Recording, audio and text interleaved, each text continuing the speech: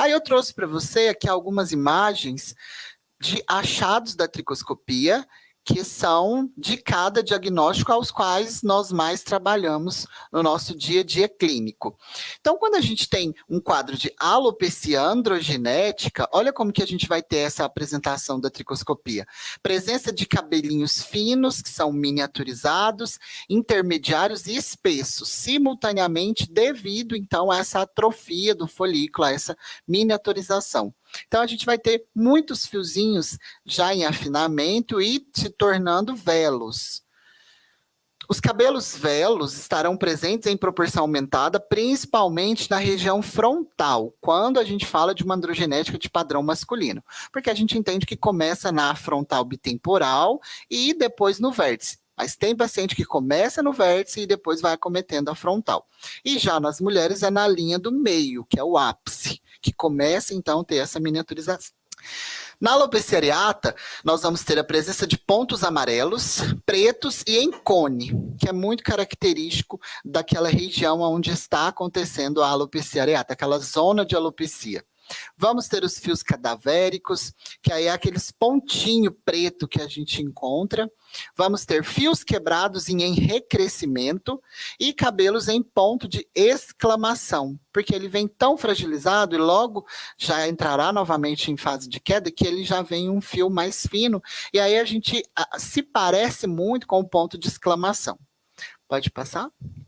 No eflúvio telógeno, né, nós vamos ter numerosos folículos pilosos vazios, porque tem até pessoas que confundem muito e acreditam ser um quadro de androgenética, mas é só a gente observar a região que a gente está tendo esses folículos vazios. E geralmente em eflúvio telógeno agudo, a gente vai ter muito folículo vazio e assim, quando você olhar mesmo na tricoscopia, pode-se acreditar que cicatrizou a unidade folicular, mas às vezes, dependendo do nível do dano, do comprometimento do tecido, da oxidação das células ali pelos radicais livres, a gente não está tendo estímulo para esse folículo trabalhar. Então, é o que a gente chama de fase quenógena, quando o bulge não está secretando células germinativas, unidade folicular está desestimulada, as células ali presentes não estão fazendo mitose adequada, e aí ele não tem condição de produzir um fio. Então, a gente encontra muitos ósteos vazios, muitos folículos vazios em quadros de telógeno agudo.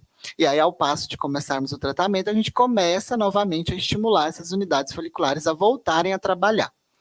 Então, geralmente predominam unidades foliculares com apenas um fio de cabelo, e a gente sabe que um folículo saudável produz até 3 fios por unidade, e observam-se múltiplos cabelos em recrescimento, devido à sincronização do ciclo do cabelo em fase telogênica. No líquen plano pilar e na alopecia frontal fibrosante, os achados tricoscópicos eles são muito próximos. Então, geralmente, né, a gente vai ter uma descamação periofolicular tubular branca envolver a porção proximal da haste pilosa e também áreas interfoliculares eritematosas com inflamação, devido à presença de todo esse processo inflamatório.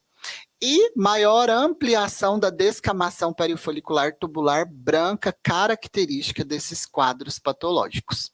Na psoríase, né, óbvio que a gente vai ter ali um nível de descamação elevado, mas tem pacientes que ainda estão numa fase muito inicial, onde só se iniciou o processo inflamatório. E aí eu quis trazer essa imagem, porque muito se usa aquela imagem já com muita descamação, mas eu quis abordar essa imagem porque é um sinal clínico muito importante a ser observado quando se tem um quadro de psoríase, que são os vasos espiralados. E aí vamos ter as escamas mais esbranquiçadas, vamos ter, além de coceira, nós vamos ter ardência, sensação de queimação, e nós vamos ter também, em quadros de psoríase, o orvalho sanguíneo, mas quando está mais agravado, inicial não. No lúpus eritematoso discoide, né, os achados são placas brancas, descamação variável, grandes pontos amarelos, descoloração castanho escura, cicatricial, rede pigmentar, pontos azuis acinzentados em um padrão salpicado, capilares arboriformes, né, que vai ficar naquele formato de árvore, tampões queratóxicos e pontos vermelhos. Note a área branca de alopecia cicatricial, perda dos ósseos, tampões foliculares e eritema periofolicular. que a gente começa, de fato, a desenvolver uma alopecia cicatricial num quadro de lúpus não tratado, não controlado. Foliculite decalvante. Presença de um tufo com 6 ou mais fios emergindo do mesmo ósseo, aí a gente já entende que é um desacerto total daquela unidade folicular por causa dessa patologia envolvida, por causa desse processo inflamatório.